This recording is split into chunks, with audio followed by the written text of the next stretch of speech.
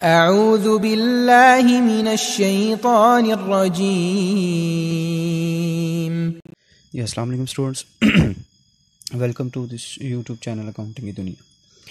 जी students, आज जो हम टॉपिक करने जा रहे हैं ये बहुत ही बेसिक्स अकाउंटिंग का टॉपिक है, जिसका नाम है अकाउंटिंग इक्वेशन। अकाउंटिंग इक्वेशन क्या है, ये इसकी डेफिनेशन में भी थोड़ा सा एक्सप्लेन किया था कि अकाउंटिंग इक्वेशन क्या है कि शॉर्ट टर्म में जब आप किसी बिज़नेस की वर्थ को चेक करना चाहते हैं तो आप ये अकाउंटिंग इक्वेशन उस पर अप्लाई कर सकते हैं। Assets is equal to liability plus capital, या इसको ओनर्स इक्विटी भी कहते हैं। ये इक्वल होनी चाहिए। अगर ये इक्वल है तो ये कंपनी के लिए, ये बिज़नेस के लिए एक बेस्ट सिचुएशन होती है। ठीक है जी, इसलिए अकाउंटिंग इक्वेशन इक्वलिटी को शो करती है, तो ये इसकी बिजनेस अकाउंटिंग इक्वेशन कहलाएगी। फर्दर आज इसकी एप्लीकेशन देखेंगे कि किस तरीके से इसको अप्लाई किया जाता है। तो डिफरेंट ट्रांजैक्शन करके उसकी मैं यहाँ पर एप्लीकेशन करूँगा। फर्स्ट फॉर एग्जांपल, ये आपको एक क्वेश्चन में कहा गया कि started business with cash rupees 1 lakh, 1 lakh रुपए से एक बिज़नेस को स्टार्ट किया गया। अब इसको हम अकाउंटिंग इक्वेशन में किस तरह अप्लाई करेंगे। सबसे पहले हम देखेंगे कि इसमें कौन कौन से जो है वो अकाउंट्स यूज़ हो रहे हैं। सबसे पहले आप देखें कि इसमें कारोबार में कैश आ रहा है। ठीक है, तो कैश क्या होता है, ये एक एसेट होता है। तो मैं ये एसेट की जगह पर मैं क्या करूँगा, यहाँ पर एक हेड बना दूँगा कैश का, और इसके नीचे मैं लिखूंगा कि कारोबार में कितने पैसे इन्वेस्ट किए गए हैं, 1 लाख रुपए। ठीक है जी, इज इक्वल। ठीक है जी, अब लायबिलिटी जो है वो यहाँ पर कहीं भी लायबिलिटी नहीं बन रही, हमारे पास जनरेट नहीं हो रही liability. Started business with cash में कहीं पे भी लायबिलिटी जनरेट नहीं हो रही, तो लायबिलिटी की जगह पे हम इसको खाली छोड़ देंगे, नील कर देंगे। ठीक है जी, प्लस कैपिटल। जब भी कारोबार शुरू किया जाता है, जो चीज़ें कारोबार में इन्वेस्ट की जाती हैं, चाहे वो कैश हो, चाहे वो गुड्स हो सकती हैं, वो कोई और चीज़ें हो सकती हैं, वो आपके क्या बन जाता है, capital. The goods and cash invested in the business is called capital. तो अब यहाँ पे इसके अलावा फर्दर हमारे पास क्या जनरेट हो रहा है, कैपिटल जनरेट हो रहा है, और उसकी अमाउंट भी कितनी है, 1 लाख। तो ये देखें, ये दोनों साइड्स आपस में क्या हो गई हैं, इक्वल हो गई हैं। फर्दर इसी क्वेश्चन, इसी 1 लाख रुपए को लेते हुए हम सेकंड ट्रांजैक्शन करते हैं। सेकंड ट्रांजैक्शन में वो कहता है goods purchased for cash rupees 20,000 के 20,000 रुपये की आपने एक गुड्स खरीदी है।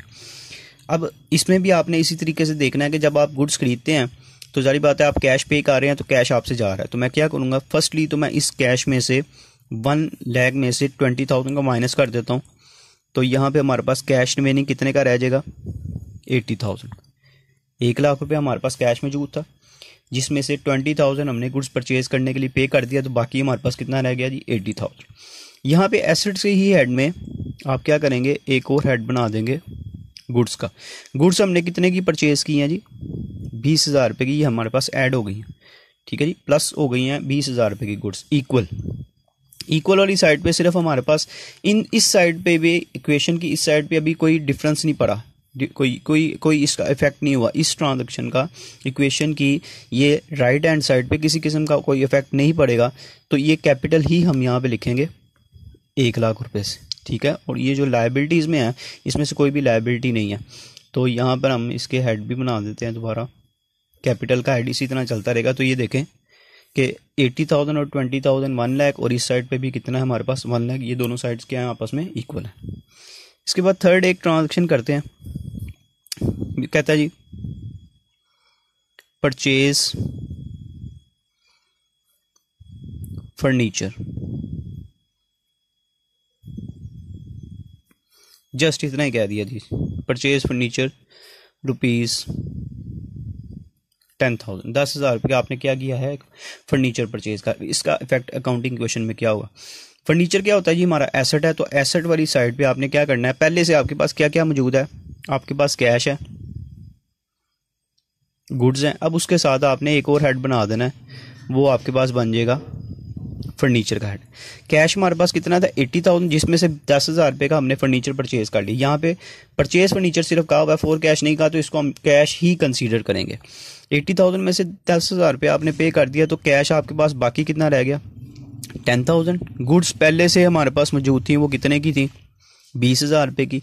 और फर्नीचर जो हमने परचेज किया वो कितने का किया जी हमने 10,000 रुपये का। ठीक है जी। अब इसकी दूसरी साइड पे आ जाते हैं, जो इक्वल के उस साइड पे है, वहाँ पे हमारे पास लायबिलिटीज़ हैं। लायबिलिटीज़ में कुछ भी नहीं है, कोई इफेक्ट नहीं होगा इसका लायबिलिटी में, और कैपिटल पर भी इसका कोई इफेक्ट नहीं होगा। वो कैपिटल इसी तरह फुल अमाउंट के साथ जो ऊपर से चलता आ रहा था 1,00,000 रुपया, वो इसी तरह ही चलता है। ठीक है, ये मैं डिफरेंट ट्रांजैक्शन को लहदा परफॉर्म करके दिखा रहा हूँ। जब हम इसको कोई क्वेश्चन परफॉर्म करेंगे तो एक ही परफॉर्मे में सारा ये काम करेंगे हम। मैं डिफरेंट ट्रांजैक्शन की डिफरेंट आपको ट्रीटमेंट्स बता रहा हूँ जी। परचेज फर्नीचर हो गया। अब ये देखें, इस साइड को अगर टोटल करते हैं और इधर देखते हैं तो ये दोनों साइड्स आपस में क्या है इक्वल। अच्छा जी, इसके बाद क्वेश्चन में कहता है sold goods for cash rupees 10,000 costing 9,500। इसका मतलब क्या है कि आपने चीज़ें बेची हैं कितने की 10,000 रुपये की, जो कि आपको पड़ कितने की रही थी 9,500। अब इसका ट्रीटमेंट क्या होगा।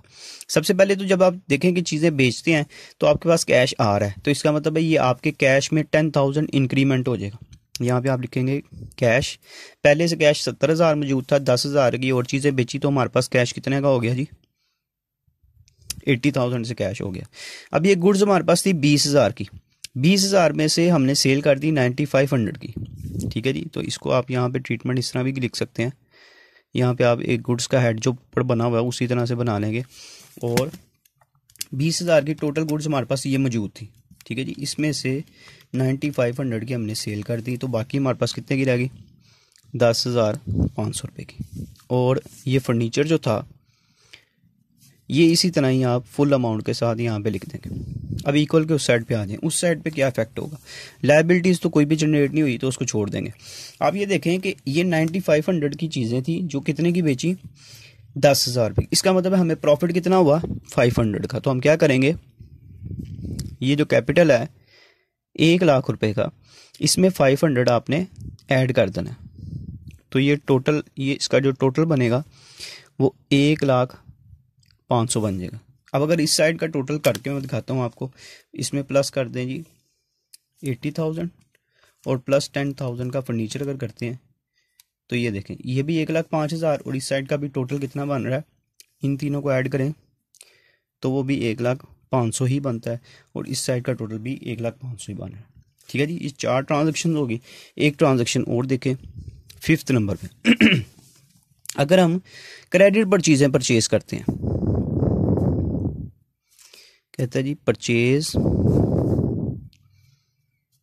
Goods rupees 10,000 on credit. ठीक है जी, क्रेडिट पर खरीदी, आप उधार पर खरीदी। अब इसका ट्रीटमेंट क्या होगा, ये कैश तो हम पे नहीं कर रहे, तो ये कैश इसी तरीके से आ जाएगा। ये कैश में हम इसी तरह ही 80,000 लिख देंगे।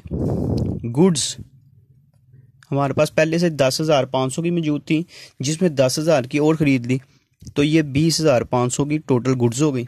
10,500 की पहले मौजूद थी, 10,000 की और ख़रीदी, तो ये 20,500 की हो गई। इसके अलावा हमारे पास फर्नीचर था, वो इसी तरह जैसे ऊपर लिखा हुआ है 10,000 से वो इसी तरह ही आ जाएगा। अब जब इक्वल के उस साइड पे जाएंगे तो हमारे पास सबसे पहले लायबिलिटी लिखी जाती है। लायबिलिटी पहले हमारे पास ऊपर वाले किसी भी ट्रांजैक्शन में मौजूद नहीं थी, यहाँ पर हमारे पास लायबिलिटी जनरेट हुई क्योंकि हमने चीज़ें किस पर खरीदी हैं, क्रेडिट पर खरीदी हैं। तो जिनसे उधार पर चीज़ें खरीदते हैं उनको क्रेडिटर्स कहते हैं। तो यहाँ पे लायबिलिटी वाली साइड पे हमने 10,000 लिख देना है, जो कि हमारी लायबिलिटी अब जनरेट हो गई है। और इसके साथ प्लस कैपिटल वो कितने का था 1,05,500 का, सॉरी 1,05,000 का हमारा ये कैपिटल जो ऊपर था वो उसी तरह से नीचे आ जाएगा। और 10,000 रुपये की हमारी लायबिलिटी न्यू जनरेट हो गई। ठीक है, यही 10,000 की हमने चीज़ें जो खरीदी हैं वो अपनी गुड्स में भी ऐड कर देंगे उसको। बाकी जो अमाउंट्स है, कैश है, फर्नीचर है और कैपिटल है, इस पर किसी किस्म का इसका इफेक्ट नहीं होगा।